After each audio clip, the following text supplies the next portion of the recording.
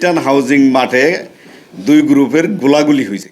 তো আমি তো ঢাকায় ছিলাম, আমার এক বাস্তি অপারেশন হয়েছে গতকালকে। সারাদিনই আমি ঢাকায় ওই বাস্তির অপারেশন নিয়েই ব্যস্ত ছিলাম। আমি আস্তে আস্তে রাত্র 11টার পরে আসছি। তো আইসা দেখি এই মানে মোবাইলে নিউজ দেখতে গিয়ে দেখি যে এই এই অপপ্রচারটা হয়েছে যে এই আমি নাকি ওই তৈয়ব নামে এক সন্ত্রাসী রে পাঠাইছি ওই যে ছেলে গুলি খাইছে ওই ছেলেরে গুলি করার জন্য। তো ওই ছেলের সাথে জীবনে যদি আমার কোনো দিন কোনো হানে দেখা হয়ে থাকে এবং কি মোবাইলে যদি কোনো কথা হয়ে থাকে, তাহলে আমার যা শাস্তি হবে আমি মাথা পেতে দেব। কিন্তু আমি এই ছেলেরে চিনিও না, জানিও না। আর এই সন্ত্রাসী গ্রুপের তো সন্ত্রাসী কার্যক্রম জামগড়ার মধ্যে এটা নতুন না, এটা কন্টিনিউ হচ্ছে। প্রশাসন মানে যথেষ্ট চেষ্টা করছে, পারতেছে না। কেন পারতেছে না এটা আমি তো আর বলতে পারবো না, এটা প্রশাসন ভালো বলতে পারবো। তো আশা করি প্রশাসন যেন সুদৃষ্টি রাখে।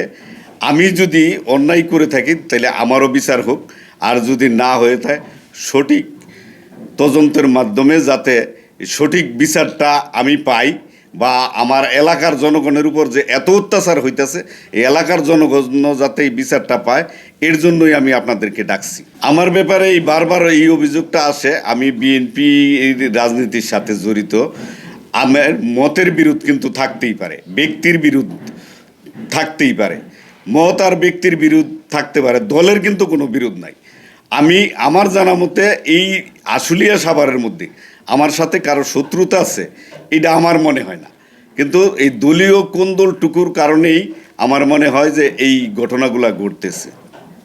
আপনারা জানেন আমার ছেলের নিয়েও বিভিন্ন সময় বিভিন্ন কথা হয়। আমার ছেলে কিন্তু দেশেই থাকে না, বিদেশে থাকে। তো এই ছেলের নিয়েও বারবার অপপ্রচার হয়। অনেক দেখছে যে ছেলের আর পাওয়া যায় না, বিদেশে থাকে। এখন এটা আমার উপরে চাপানোর জন্য বা আমার ব্যবসা বাণিজ্যগুলো যে মানে নষ্ট করব, এই কারণেই এই অপপ্রচারটা করা আর কি। মূলত আমি এই যেই ছেলেরে দিয়ে অপপ্রচারটা করছি ওই ছেলের আমি জীবনে দেখিও নাই, চিনিও না, জানিও না। তো আমি আশা করব যে প্রশাসন যাতে এই ছেলেরে খুঁজা বাইর কইরা মানে ওই ছেলের মোবাইল এবং আমার মোবাইলে জীবনে তার সাথে কোনো দিন কথা হয়েছে কিনা এইটুক তদন্ত করে বাইর করার জন্য এই আহ্বানটুকু আমি প্রশাসনের কাছে রাখছি। মূলত ঘটনাগুলো ঘটে আপনার হইল এই যে এই নেশাদ্রব্য বিক্রি নিয়েই এই ঘটনাগুলো ঘটে। আর যারা নেশা বিক্রি করে তাদের তো মনে করেন ওই যে কী কয় ইয়াবা ট্যাবলেট বিক্রি করে যারা, তারাই মূলত এই ঘটনাগুলো ঘটাইতেছে। আর এরকম কয়েকটা ছেলেপেলের কারণেই আমাদের জামগড়ার এই দুরবস্থা। এই ছেলেপেলেগুলো এই যে কালকে যেটাই গুলি খাইছে এটাই এর আগেও কিন্তু একবার এই আর্মির অভিযানে অ্যারেস্ট হয়েছে অস্ত্র সহ।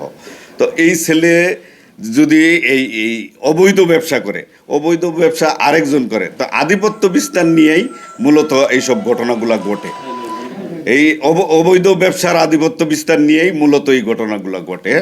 যারা এই মানে মাদক সেবী, মাদক বিক্রেতা, মূলত ঘটনাগুলো এই ওদেরকে নিয়ে এই ঘটনা। রাজনৈতিক ছত্র ছায়া ছাড়া এত বড় মানে ঘটনা কি ঘটানো সম্ভব?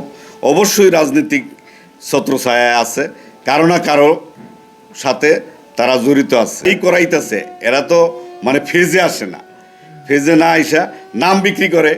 মনে করেন এই যে কালকে আমার নাম বলছে, এরকম ওই যে আমাদের এমপি সাহেবের নাম বলে, এমপি সাহেবের ভাইয়ের নাম বলে, বা এমপি সাহেবের যে শ্রমিক দল একটা গ্রুপ আছে ওদের অত্যাচারে তো মানুষ এই এলাকায় বসবাস করা অনুপযোগী হয়ে গেছে। তো এই অবস্থা থেকে আমরা যাতে মুক্তি পাই এই জন্যই আমি আপনাদেরকে ডাকছি। আর প্রশাসনের দৃষ্টি আকর্ষণ করছি, প্রশাসন যেন সুষ্ঠু তদন্ত করে সঠিক বিচারটা করে।